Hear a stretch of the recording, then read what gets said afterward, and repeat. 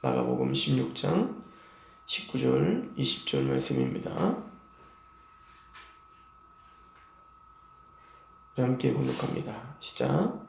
주 예수께서 말씀을 마치신 후에 하늘로 올려지사 하나님 우편에 앉으시니라. 제자들이 나가 두루 전파할세 주께서 함께 역사하사 그 따르는 표적으로 말씀을 확실히 증언하시니라. 아멘.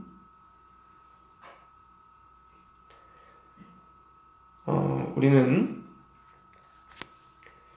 어제 예수님께서 이제 십자가 부활 이후에 믿지 못했던 그 제자들을 설득하시며 또 믿음을 확신케 하시며 이제는 복음을 전파하라. 그러나 그 복음을 전파할 때 그 믿는 자에게는 표적들이 나타날 것이다 라고 하는 그 의미를 상고했습니다. 즉 이 제자들이 이제 복음을 전파하고 그 복음을 전파할 뿐만 아니라 하나님이 가르쳐주신 하나님 나라에 대해 이제 밝히 증언하며 또 특별히 이제 성경을 기록하게 될 터인데 그 하나님의 말씀과 복음의 권위와 그 복음의 정당성을 확보해 주시기 위해서 하나님은 표적과 기적을 허락해 주셨다는 것을 우리는 상고했습니다. 예수님께서는 부활하신 이후에 40일 동안 이 땅에 계셨습니다. 그리고 40일 동안 성경에는 자세하게 다 기록되어 있지는 않지만 하나님의 나라에 대하여 가르쳐 주셨다라고 기록하죠. 우리 사도행전 1장을 보시겠습니다. 사도행전 1장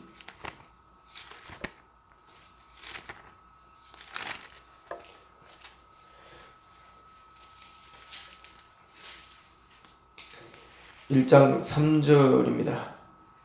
그가 고난받으신 후에 또한 그들에게 확실한 많은 증거로 친히 살아계심을 나타내사 40일 동안 그들에게 보이시며 하나님 나라의 일을 말씀하시니라.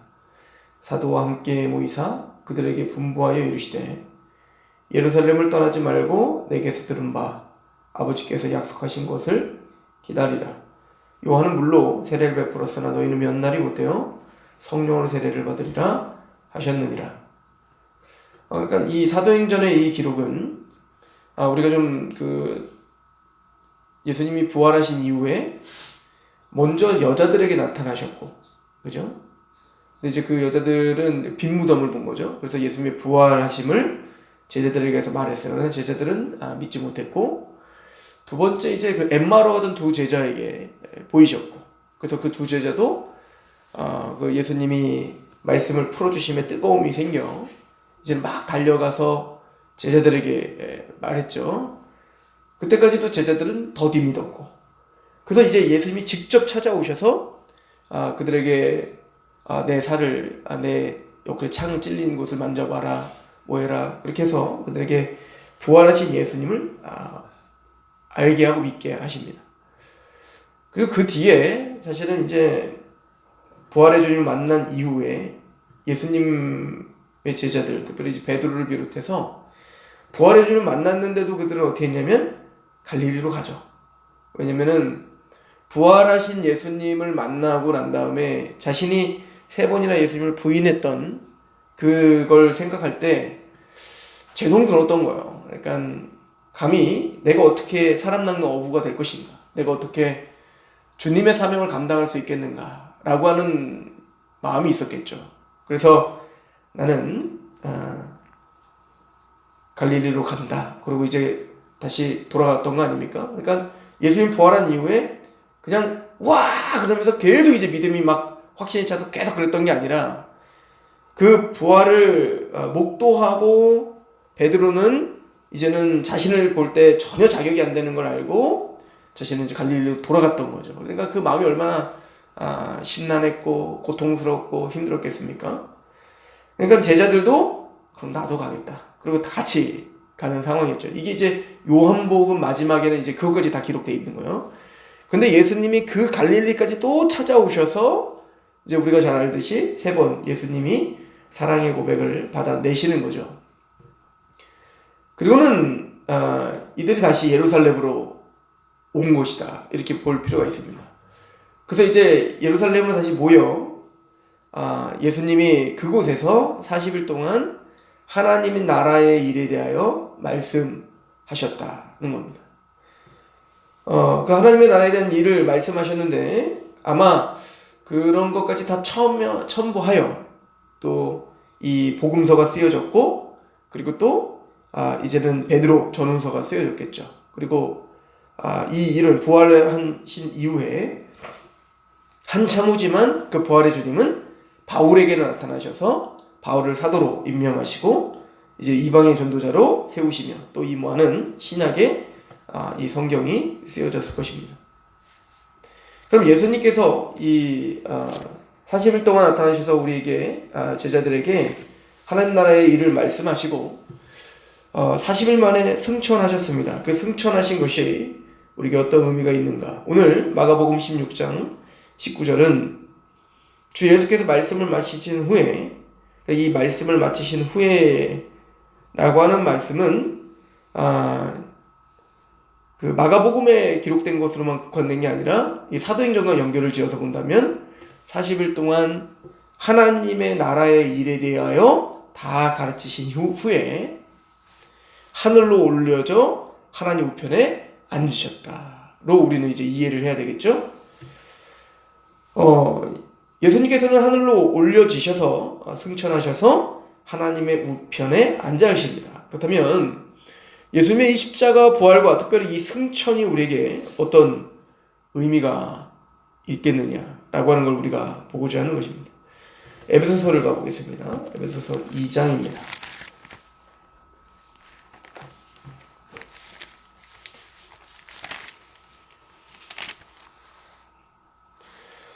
에베소서 2장 1절에 그는 허물과 죄로 죽었던 너희를 살리셨도다. 그때 너희는 그 가운데 행하여 이 세상 풍조를 따르고 공중권세 잡은 자를 따랐으니 곧 지금 불순종의 아들들 가운데 역사는 영이라. 저랑 같이 이 복음서를 차근차근 우리가 상고해봤으면 아시겠지만 복음서에는 이 인간들이 힘들어하고 또 고통을 당하고 또 지옥에 갈 수밖에 없었던, 그러니까 하나님과의 관계를 끊어지게 할 수밖에 없었던 것을 두 가지로 제시합니다. 뭐냐면 죄와 사단의 권세입니다. 그래서 그 죄와 사단의 권세가 우리를 영적인 질병 가운데 있게 했고 또 우리를 보지 못하게 하고 듣지 못하게 한 겁니다. 그걸 우린 영적 죽음의 상태다. 그래서 예수님은 어떤 청년, 자기를 따르겠다고 한 청년에게 청년이 우리 아버지 장례만 치르고 따르겠습니다 했더니 어떻게 했죠? 죽은 자는 죽은 자로 장례케 하고 넌 날 따르라. 그러니까 이미 그들은 죽어 있다는 거예요. 그러니까 살아있으나 죽어 있는 거예요. 이게 바로 죄와 허물과 죄로 죽어 있는 상태다. 그 얘기는 죄로 우리가 죽어 있다는 얘기는 다른 말로 말하면 공중 권세 잡은 자를 따르고 있는 상태다. 즉 사단의 권세 가운데 있었다. 그러니까 이게 다 복음서에 기반이 된 말씀들이었던 거예요. 3절에 그래서 어떻게 된 겁니까? 그렇게 죄와 사단의 권세 가운데 얽매여 있던 그 죄의 종들은 3절에 전에는 우리도 다 그 가운데 우리 육체의 욕심을 따라 지내며 육체와 마음에 원하는 것을 하여 다른 이들과 같이 본질상 진노의 자녀들이었다. 그러니까 예수님이 발생하고 독사의 자식들아 너희 아비는 마귀다, 이런 말씀들이 사실은 다 이런 배경에 있는 거죠. 4절에 국률이 풍성하신, 그런데 국률이 풍성하신 하나님이 우리를 사랑하신 그 큰 사랑으로 인하여 허물로 죽은 우리를 그리스도와 함께 살리셨고 너희는 은혜로 구원을 받은 것이라 또 함께 일으키사 그리스도 예수 안에서 함께 하늘에 앉히시니 이는 그리스도 예수 안에 있는 우리에게 자비하심으로써 그의 은혜의 지극히 풍성함을 오는 여러 세대에 나타나려 하십니다. 그러니까 우리는 복음서를 연구하면서 이런 구절들의 그 깊이와 그 무게감을 이제 알게 되는 거예요. 그러니까 이런 교리가 어떻게 나왔는지를, 그러니까 바울이 이런 말을 할 때는 예수님의 공생의 기간 동안에 있었던 모든 사건들과 그 하나님의 나라에 대한 가르침이 다 농축되어서 지금 가르쳐지고 있다는 것을 우리는 볼 수 있는 겁니다. 이것을 가르쳐 주시기 위해서 예수님께서는 병든 자를 고쳐주셨던 거잖아요. 우리가 그렇게 부패한 자요, 우리가 그렇게 우리가 하나님 앞에 나갈 수 없는 자요, 보지 못하는 자요, 듣지 못하는 자임을, 그리고 그 영적인 질병을 치유하실 분은 누구밖에 없음을, 예수님밖에 없음을 그렇게 가르쳐 주셨던 겁니다. 또 그것은 바로 사단의 권세가 너희를 얽어매어 보지 못하고 듣지 못하고 말하지 못하게 된 것을 말했던 거고, 오직 예수님만이 길이요 진리요 생명이시라. 그 죄의 권세, 사단의 권세를 부수고 너희를 구원할 자, 오직 예수밖에 없음을 설명한 거죠. 그렇게 해서 하나님의 나라가 너희 안에 임했다. 그 하나님 나라가 임했다는 건 무엇이죠? 바로 팔복이 우리에게 임했던 거예요. 애통하고 심령이 가난하고 마음이 온유하고 하나님의 의를 바라고 마음이 청결하고, 그러니까 이것이 다 뭡니까? 하나님의 나라가 임한 자. 그러니까 하나님의 나라는 죽어서 저 천국 저 새하늘과 새 땅이 이 땅에 오는 것 뿐만 아니라 이 땅에서부터 시작되는 거죠. 그러니까 이 40일 동안 이 예수님은 제자들에게 바로 복음서에서 가르쳐줬던 그 모든 하나님의 나라가 무엇인지를 설명하는 겁니다. 죄의 세력에서 우리가 건져지고 또 사단의 세력에서 우리가 건져져 하나님의 통치가 임하는 것, 이것을 아마 다 설명을 하셨을 거란 말이에요. 그럼 어떻게 그렇게 하나님의 나라가 우리에게 임하죠? 그것은 바로 5절, 허물로 죽은 우리를 그리스도와 함께 살리셨다 하는 것입니다. 그래서 예수님이 나는 그 고난의 잔을 나는 마셔야 된다. 나는 십자가에 죽어야 된다. 하늘의 밀이 땅에 떨어져 땅에 썩어지면 많은 열매를 맺는 것처럼 나는 죽으러 왔다. 나는 성기를 받으러 온 것이 아니라 죽으러 왔고 너희들도 자기 십자가를 지고 나처럼 따라와야 된다 라고 하는 것을 가르쳐줬던 것이죠. 즉 이 얘기는 바로 너희가 정말 내가 받을 잔을 마시겠느냐? 맞다. 너희도 그 잔을 마시게 될 것이다. 나는 내가 받을 세례, 이 바로 내가 받을 세례는 예수님의 십자가와 부활인 거예요. 그런 것처럼 우리 또한 그 예수님의 십자가와 부활에 연합되는 세례를 받아야 되는 겁니다. 즉 그 예수님이 십자가에 죽으시고 부활한 것이 바로 나의 사건임을, 나와 온전히 연합되어 예수님이 십자가에 죽었을 때 내가 죽었고 예수님이 부활했을 때 나도 함께 새 생명 가운데 다시 거듭난 인생이요 다시 하나님을 향해 산 자입니다 라고 하는 것을 고백해야 되는 거예요. 이 고백이 바로 로마서 6장에 있는 것이죠. 그런데 그래서 예수님의 십자가와 부활은 바로 이런 의미가 있는 거예요. 예수님이 십자가에 죽으시고 부활하셨다는 것은 바로 내 사건인 겁니다. 내가 죽은 거고 내가 다시 새 생명 가운데 태어난 것입니다. 그럼 예수님의 승천은 이것 또한 우리와 연합된 사건임을 사도 바울은 계속 우리에게 상기시켜주고 있는 겁니다. 그래서 6절에 보시면 또 함께 일으키사, 그러니까 예수님이 승천하신 것은 예수님이 하늘로 올라가셔서 옛 사건일 뿐만 아니라 그 사건이 우리와 함께 일어난 사건이라는 거예요. 예수님이 승천하셔서 하나님 우편에 계신 것은 우리의 사건이라는 겁니다. 그래서 보십시오. 6절 또 함께 일으키사 그리스도 예수 안에서 함께 하늘에 앉히셨다. 우리가 하늘에 앉은 자가 됐다. 예수와 함께 이제는 하늘에 속한 자가 됐다. 그러니까 사도 바울은 이걸 믿었기 때문에 빌립보서에 뭐라고 하는 거야? 우리의 시민권은 이 땅에 있지 않고 하늘에 있는지라. 우리의 이름이 생명책에 기록되어 있음을 우리는 안다 라고 말하는 것입니다. 즉 예수님의 십자가와 부활과 승천하시는 사건은 바로 우리의 사건인 거예요.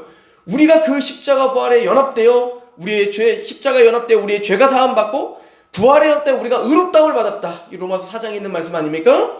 그뿐 아니라 예수님의 승천에 연합되어 우리는 하늘의 시민권자요, 우리가 하늘에 속한 자임을 확증하는 거예요. 그래서 첫 번째는 예수님의 승천을 보면서 바로 우리가 하늘에 앉힐 그 하나님의 그 놀라우신 은혜와 영광스러움에 우리를 참여시키고 있는 놀라운 신비한 연합이 우리에게 있음을 보여주는 겁니다. 두 번째는 그 예수님께서 십자가에 죽으시고 부활하여 승천하신 이후에 예수님은 가만히 앉아 계시는 게 아니라 지금도 일하고 계십니다. 우리를 위해서 무엇을 하고 계시죠? 우리 로마서를 가봅시다. 로마서 8장입니다.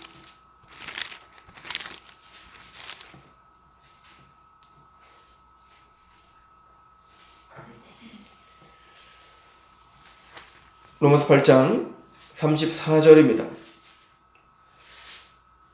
누가 정죄하리요? 죽으실 뿐 아니라 다시 살아나신 이는 그리스도 예수시니 그는 하나님 우편에 계신 자요 우리를 위하여 간구하시는 자니시라.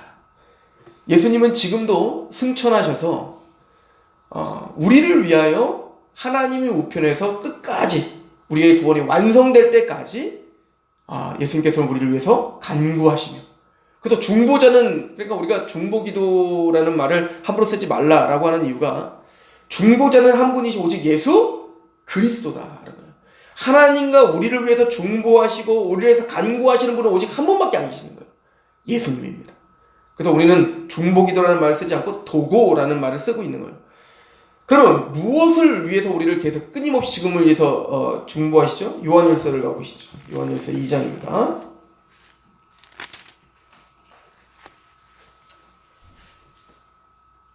(2장 1절입니다) 나의 자녀들아, 내가 이것을 너희에게 쓰면 너희로 죄를 범하지 않게 하려 함이라. 즉 요한 사도가 요한일서를 쓰고 있는 이유는 구원받은 하나님의 자녀들이, 마땅히 죄의 권세에서 건져진 자녀들이 이제는 그 죄의 지배에서 건져져 죄에 거하지 않기를, 하나님 앞에 거룩을 추구하기를, 하나님 앞에 그렇게 죄에 넘어지지 않기를 위해서 끊임없이 경계하기 위해서 말씀을 쓴 거예요. 그럼에도 불구하고 우리는 넘어지죠. 그럼에도 불구하고 우리는 죄 가운데 또 넘어지고 또 넘어집니다. 그래서 1장 9절에 보면, 만일 우리가 우리 죄를 자백하면 그는 미쁘시고 의로우사 우리의 죄를 사하시며 우리를 모든 불의에서 깨끗하게 하실 것이요, 만일 우리가 범죄하지 아니하였다면 하나님을 거짓말하는 이로 만드시는 것이니 또한 그의 말씀이 우리 속에 있지 아니함이라. 그러니까 우리는 또 넘어집니다. 예수 그리스도를 믿는다고 하여 죄의 본성이 다 없어진 게 아니란 말이에요.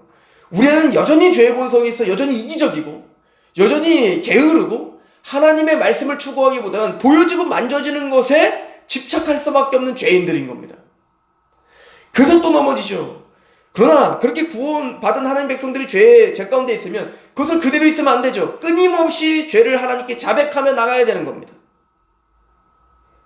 내가 이 말을 쓰는 것은 너희가 그렇게 죄가 있으니까 핑계를 대라고 쓴 게 아니라, 그러므로 너희는 끊임없이 죄와 싸우라고, 죄를 짓지 말으라고 이 말을 하고 있는 것이다. 그러나 2장 1절 다시 한번 보시면, 만일 누가 죄를 범하여도 아버지 앞에서 우리에게 대언자가 있으니 곧 의로우신 예수 그리스도라. 그는 우리 죄를 위하여 화목제물이시니 우리만 위할 뿐 아니요 온 세상의 죄를 위하심이라.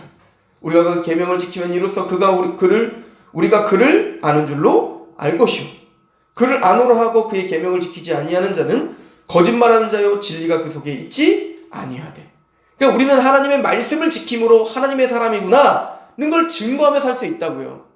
그런데 우리는 또 넘어지지 않습니까?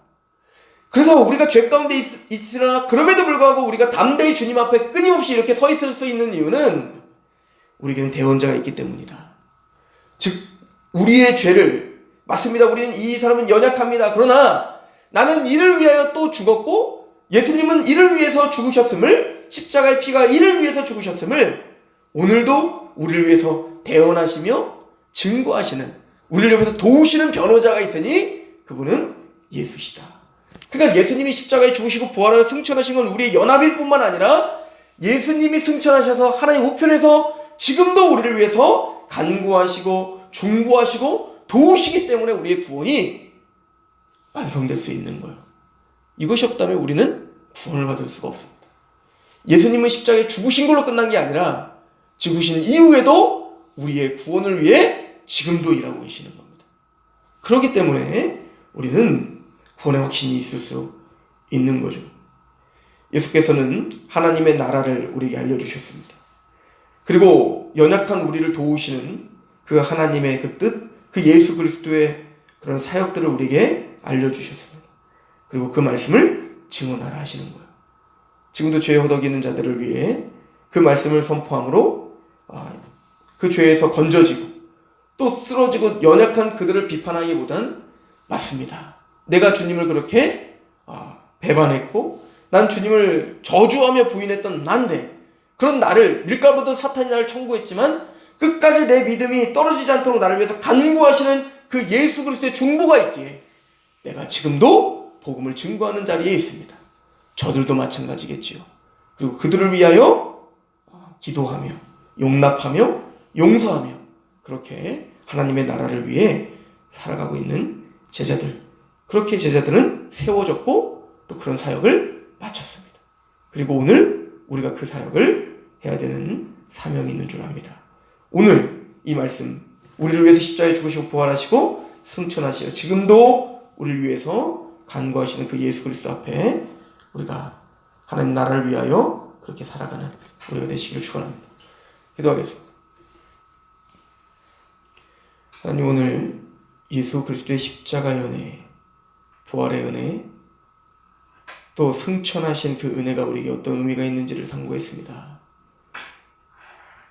우리의 힘으로 구원받은 것이 아니요, 우리의 힘으로 구원을 유지할 수 있는 것도 아니요, 처음부터 끝까지 다 예수 그리스도의 은혜임을 고백할 수밖에 없습니다. 그래서 우리가 더 겸허하고, 그래서 하나님 앞에 사람들 앞에 겸손할 수밖에 없고, 그래서 우리를 구원하실 수 있는 유일한 길이 예수의 십자가의 복음임을 우리는 간절히 알고 고백하는 자들이며 증거하는 자들입니다. 오늘 하루 더 겸허히 그 복음을 증거하는 삶이 그 표정과 말과 그 행동 가운데 그리스도의 십자가의 그 은혜가 묻어나는 빛과 소금이요 향기가 되게 하옵소서. 예수 그리스도의 이름으로 감사하며 기도하옵나이다. 아멘.